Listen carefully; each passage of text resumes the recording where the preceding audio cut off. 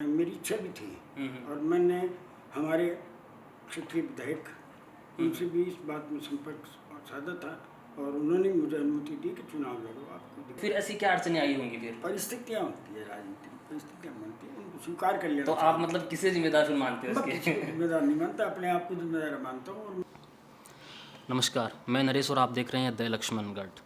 आज हम आपको मिलवाने वाले हैं लक्ष्मणगढ़ नगर पालिका के उपाध्यक्ष बनवारी जी पांडे से। संयोग की बात है कि आज पांडे जी का जन्मदिन भी है। जिंदगी रूपी इस महापड़ाव में आपने 76 साल पूरे कर लिए हैं और आज से आप 77वें साल में प्रवेश कर रहे हैं। तो सबसे पहले हमारी पूरी टीम की तरफ से आपको जन्मदिन की ढेर सारी शुभकामनाएं। नमस्कार। हम पांडे जी से सबसे पहले जानना चाहेंगे कि आप अपना थोड़ा सा जीवन परिचय और पारिवारिक पृष्ठभूमि के बारे में हमें बताएं। मैं एक शिक्षक परिवार में पैदा हुआ। मेरे पिता राज्य स्तरीय पुरस्कार प्राप्त शिक्षक रहे और मेरा सामान्य परिवार में जन्म हुआ था 1946 में।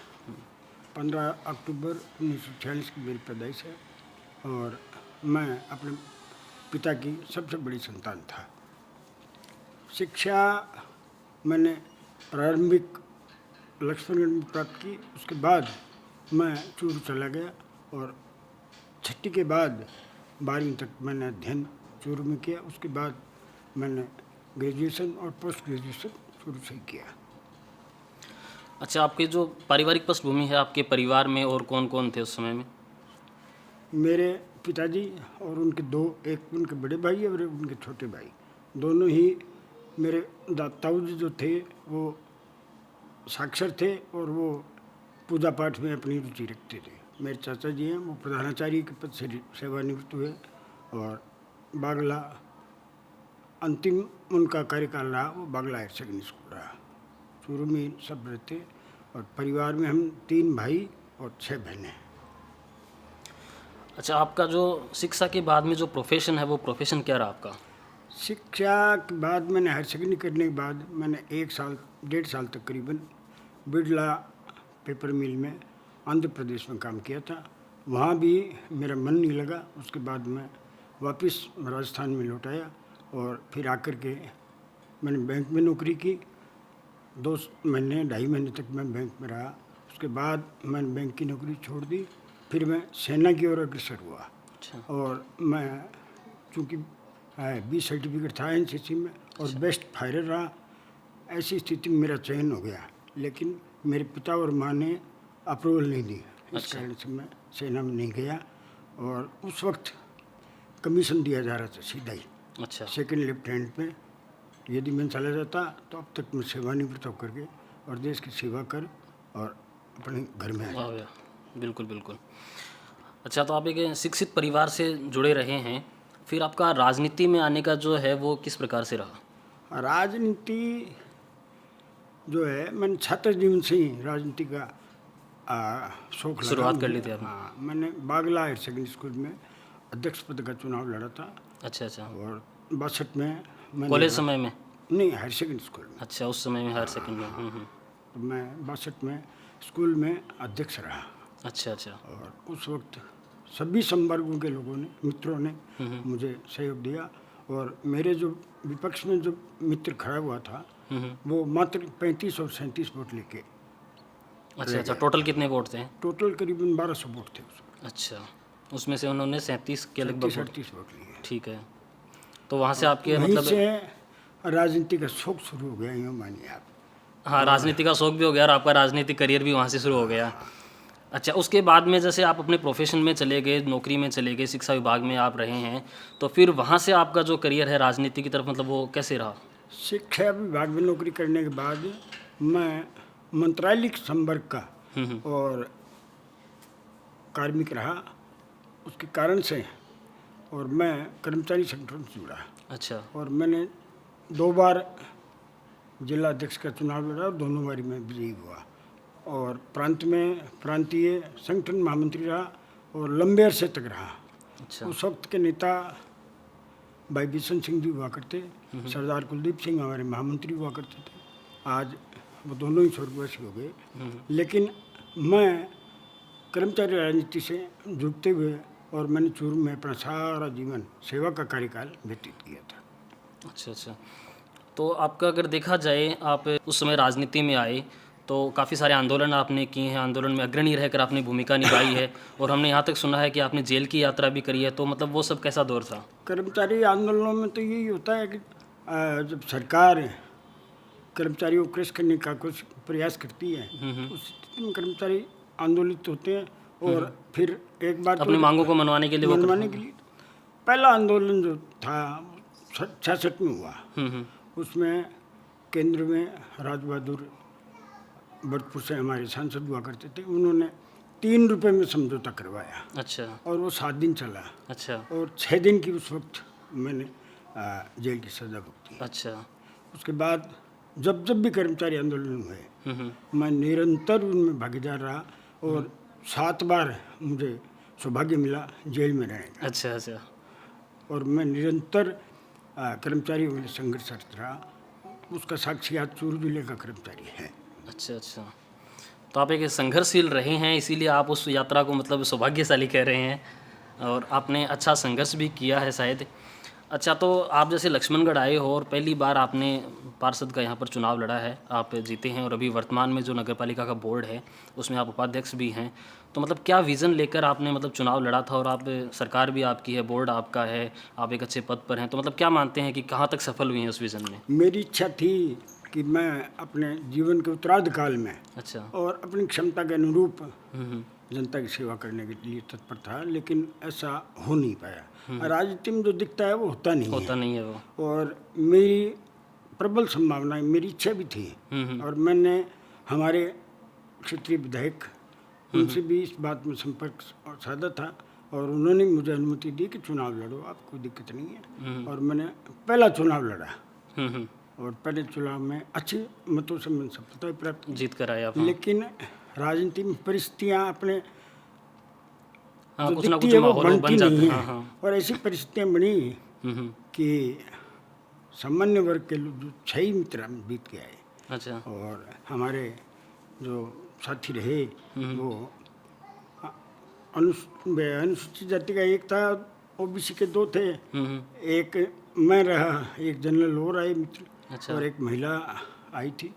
ऐसी स्थिति में अल्पसंख्यक वर्ग की संख्या ज़्यादा रही और स्वाभाविक था उनको हक दिया जाना चाहिए। तो मुस्तफा साथी को ये दायित्व दिया गया और हमने बिल्कुल किसी तरह का भेदभाव नहीं रखते हुए उन्हें अपना समर्थन दे दिया, सहयोग दिया और उसके बाद मुझे उपाध्यक्ष का दायित्व सौंपा गया, जिसे मैं वर्तमान में निभा पा रहा हूँ। अच्छा अच्छा अच्छा। तो जैसे भाई आलाकमान जो भी थे उस समय में, बोर्ड था आपका, अगर पूरे सदस्य आपके आ रहे हैं, हम सबसे पहले तो आज आपका जो जन्मदिन का विशेष दिन था, इसलिए चाहते थे कि राजनीतिक बातें नहीं हो, फिर भी अगर थोड़ी सी बातें अगर आ गई है ऐसी तो अपन इन बातें ज़रूर करना चाहेंगे। तो जैसे भाई आपका बोर्ड बन रहा था, पूरे आपके सदस्य पूरे थे, तो उसमें फिर वो जातिगत या अल्पसंख्यक वाला तो नहीं रह जाता है। अगर ऊपर से अगर ये आदेश आता कि इन्हें बनाया जाए तो शायद आप बन सकते थे, तो फिर ऐसी क्या अड़चनें आई होंगी? फिर परिस्थितियाँ होती है, राजनीति में परिस्थितियाँ बनती हैं, उनको स्वीकार कर लेना तो आप मतलब किसे जिम्मेदार फिर मानते हैं मैं इसके? किसी को जिम्मेदार नहीं मानता, अपने आप को जिम्मेदार मानता हूँ। और मैं मेरी इच्छा थी कि अपनी क्षमताओं का प्रदर्शन करता, जनता के प्रति अपनी जो भावनाएं थी उनको उनका दोहन भी करने का प्रयास था मेरा। बिल्कुल ऐसा हो नहीं पाया। ठीक है, जो भी परिस्थितियाँ, जो माहौल जैसा था उसके अनुरूप आप डल गए जी और आपने किया। अच्छा, तो इसके बाद आप जैसे बताइए कि आपने काफ़ी लंबे समय से आप राजनीति में रहे हैं और पुराने समय की आपने राजनीति भी देखी है। वर्तमान में राजनीति है वो थोड़ी अलग टाइप की हो गई है, धीरे धीरे जैसे जनरेशन के हिसाब से चेंजिंग आ रही है। तो मतलब उसके दोनों को अगर अपन समकक्ष रखें, उनकी तुलना करना चाहें, तो आप क्या कहना चाहेंगे इसके लिए? ऐसा है, वर्तमान में अधिकतर राजनीति जो वो है स्वार्थ की राजनीति हो गई है। स्वार्थी हो गई। और मेरा जो कार्यकाल राजनीति में बीता वो एक अलग कार्यकाल था। और मैं जैसा कि मैंने बताया आपको, 63 से ही इस क्षेत्र में अपनी रुचि रखता आया हूँ और लंबा संघर्ष किया है जीवन में। संघर्ष किया। तो मैं इसको गुण मानता हूँ वर्तमान को। जो भी संभव है हम करते हैं जनता के लिए, जनता के हित के लिए। और मेरा सदैव ये प्रयास रहा। मैं सेवा काल से उब गया था एक रूप में। मैं लंबी सेवा राज्य सरकार के माध्यम से जनता के लिए दी और जैसा मेरे से बन पड़ा, मैंने एक ईमानदार लोक सेवक के रूप में अपनी सेवाएं 37 साल तक दी। जी, अच्छा। उसके बाद मेरा मन हुआ कि मैं स्वैच्छिक राजनीति सेवानिवृत्त होकर तो मैंने फरवरी 2003 में स्वैच्छिक सेवानिवृत्ति ले ली, 10 साल पहले। अच्छा अच्छा। उसके बाद मैं अपने बच्चों के पास आ गया लक्ष्मणगढ़, हम्म, और फिर स्थायी रूप से इनके साथ रहा। यहाँ के लोगों ने मुझे बहुत प्यार दिया। आज नगर में ऐसा कोई कोना नहीं है जहाँ मुझे स्नेह और मोहब्बत नहीं मिलती हो। चाहे किसी संपर्क का हो, मुझे उनका स्नेह और प्यार मिल रहा है। मैं उसके लिए बहुत बहुत आभारी हूँ लक्ष्मणगढ़ लोगों का। लक्ष्मणगढ़ में भी आप लंबे टाइम से एक्टिव हैं। जैसे आप 2003 के लगभग आ गए थे, और उसके बाद में अगर कांग्रेस को शहर में मजबूत करने का काम किया है तो वो आपने ही किया है। तो मतलब लक्ष्मणगढ़ की जनता के लिए, यहाँ की राजनीति के लिए आप क्या कहना चाहेंगे? मैंने 2004 में हम्म, पहली बार यहाँ के मित्रों के कहने से हम्म, और राजनीति में प्रवेश किया। अच्छा। 4 में मुझे शहर अध्यक्ष बनाया गया, और मैंने निष्ठापूर्वक अपनी सेवाएं दी पार्टी के प्रति समर्पण भाव से।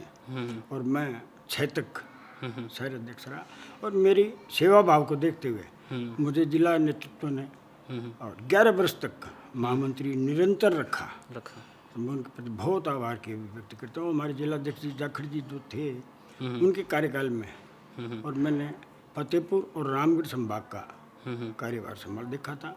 संगठन को खड़ा करने का मैंने पूरा प्रयास किया, और उसमें कतिपय स्थिति में सफल भी रहा। और कांग्रेस के प्रति मेरी समर्पण की भावना है। अब चूंकि मैं उत्तरार्ध में हूँ, ऐसी स्थिति में मैं कांग्रेस के प्रति पूर्णतः समर्पित हूँ। अच्छा, जैसे वर्तमान का जो कार्यकाल है उसमें आपने बताया कि कुछ ऐसा माहौल रहा, ऐसी कुछ परिस्थितियां रही जिसकी वजह से आप नहीं आ सके। तो निकट भविष्य में मतलब आपकी क्या महत्वाकांक्षाएं, क्या इच्छाएं हैं कि आप कौन से पद पर काबिज रहना चाहेंगे? कोई वहाँ से इच्छा नहीं है राजनीति में। वर्तमान में जो चल रहा है बहुत संतोषप्रद है। अच्छा, मैं इसमें पूर्णतः संतुष्ट हूँ। निकट भविष्य में कोई निकट पद आगे? भविष्य में यही स्थिति है। अब आगे न तो मेरा चुनाव लड़ने की इच्छा है, अच्छा, न अच्छा। मेरी अवस्था रहेगी, और मैं अंतिम पारी खेलने के प्रयास में था, लेकिन वो उसमें सफल नहीं हो पाया। उसमें तो एक कार्यकर्ता के रूप में आप सेवाएं देते रहेंगे? निरंतर जब तक मेरा स्वास्थ्य अनुकूल रहेगा, मैं जनता के प्रति और पार्टी के प्रति समर्पित रहेंगे आप। अच्छा, वर्तमान समय में अगर देखें तो छात्र राजनीति भी दोबारा से जैसे शुरू हो गई है, और काफ़ी सारे जो हैं आपके मतलब बड़े बड़े जो नेता हैं, कांग्रेस में हो चाहे बीजेपी में हो, सभी युवाओं को आगे करने के लिए कह रहे हैं, युवाओं के लिए बातें कर रहे हैं। तो मतलब युवाओं के लिए आप क्या कहना चाहेंगे, क्या संदेश देना चाहेंगे? युवा यदि काम करें तो निष्ठा से काम करें, और पार्टी या संगठन जहाँ भी वो हो, उन जिनको वो दायित्व दिया जाए उसमें समर्पण भाव से काम करें, जिसका अभाव है वर्तमान में। हाँ, जो स्वार्थ की जो राजनीति अभी चल रही है उस राजनीति से दूर होके मतलब स्वार्थ भी नहीं कहें, बच्चों में तो काय का स्वार्थ है। बच्चे तो बच्चे ही होते हैं, लेकिन फिर भी मेरी उनके प्रति ये है कि वो जहाँ काम करें वहाँ समर्पण भाव से काम करें। समर्पण मस्ट है। चलो, तो ये थे हमारे साथ बनवारी जी पांडे, और इन्होंने राजनीति में एक लंबी पारी खेली है। इन्होंने अपना जो जीवन परिचय था, अपने अनुभव थे, वो हमारे साथ शेयर किए। तो हम चाहेंगे, भगवान से कामना करेंगे कि आपकी स्वस्थ रहें, दीर्घायु हो आप, और ऐसे ही नगरवासियों की सेवा आप निरंतर करते रहें। तो एक बार फिर हमारी पूरी टीम की तरफ से आपको जन्मदिन की ढेर सारी शुभकामनाएं। धन्यवाद।